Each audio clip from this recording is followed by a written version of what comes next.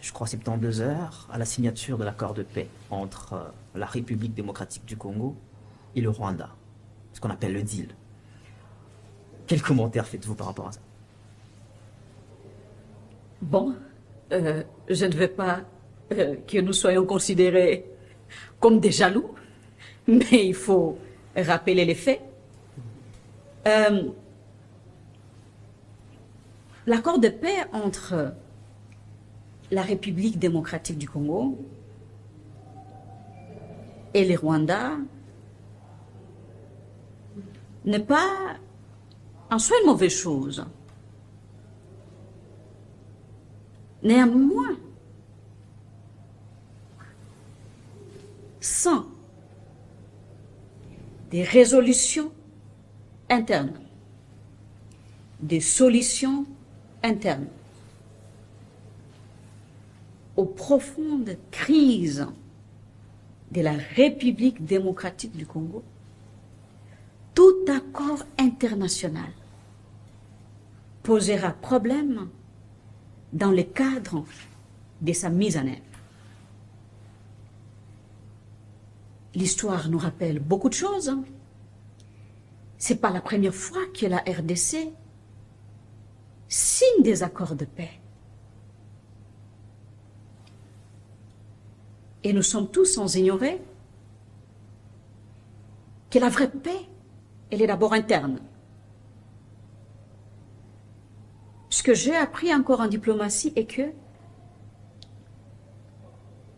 la politique étrangère d'un pays est en tout cas les reflets de sa politique interne.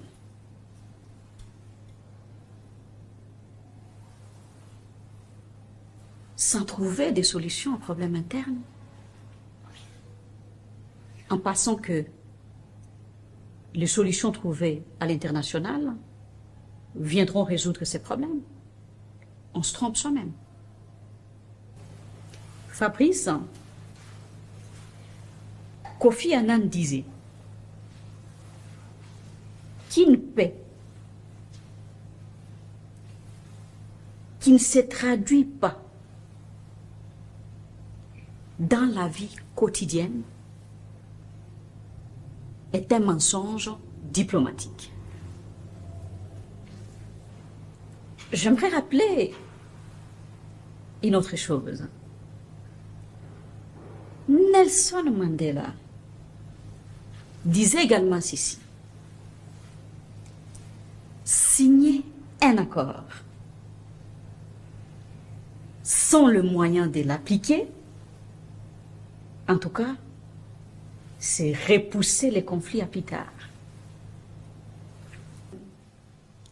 Je me rappelle également de ce que disait Henry Kissinger. Il disait ceci, qu'un accord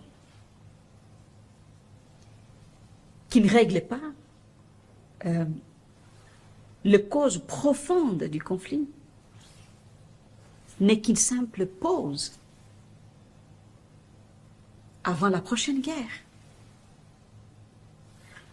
Nous devons avoir des accords qui nous aident à régler les problèmes réels du Congo. Et ça ne peut que venir des Congolais.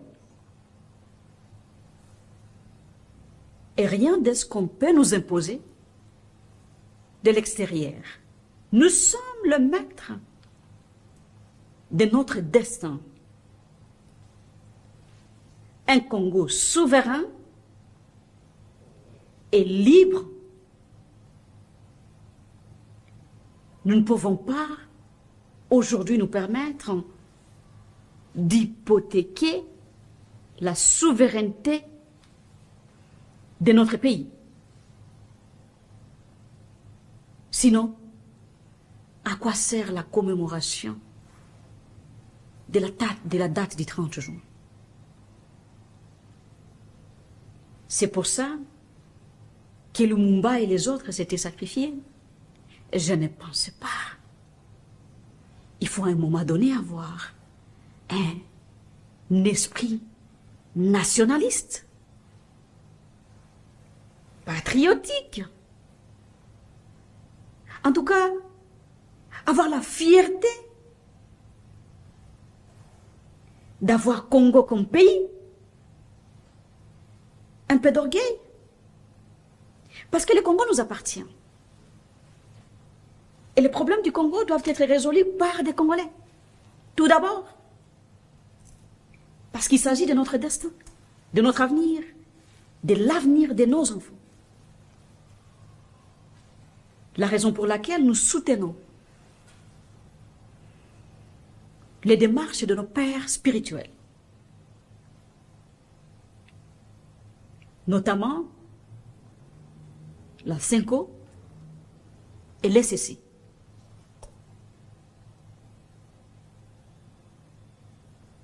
Pour un dialogue inclusif.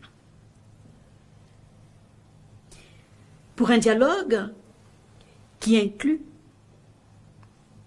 les acteurs majeurs politiques de la République démocratique du Congo et toutes les forces vives. Parce qu'il s'agit du Congo, qui n'appartient pas seulement aux seuls dirigeants qui les dirigent. Et c'est pour cela le pouvoir ne doit pas enivrer certaines personnes qui commencent à penser aujourd'hui qu'ils ont le droit de faire tout ce qu'ils estiment ou décident de faire sur la République démocratique du Congo. C'est un bien commun. C'est un héritage de nos pères fondateurs. Le Congo est Congo parce que il y a les Bangala, il y a les Baswahili, il y a les Bakongo et il y a les Baluba. Et sans le Bakongo, le Baluba, les Swahili, Fon, ou sont les Bangala, le Congo n'existera plus. Et si certains pensent qu'ils doivent continuer dans leurs esprits de division, sachez que nous n'aurons plus le Congo. Les divisions qui sont en train d'imposer au peuple congolais, c'est ça même la balkanisation. Parce qu'aucun peuple ne se laissera faire. Voilà pourquoi nous avons tout intérêt de se concentrer sur la cohésion nationale, l'unité nationale, au-delà des individus et leur ego. Parce que les individus vont passer.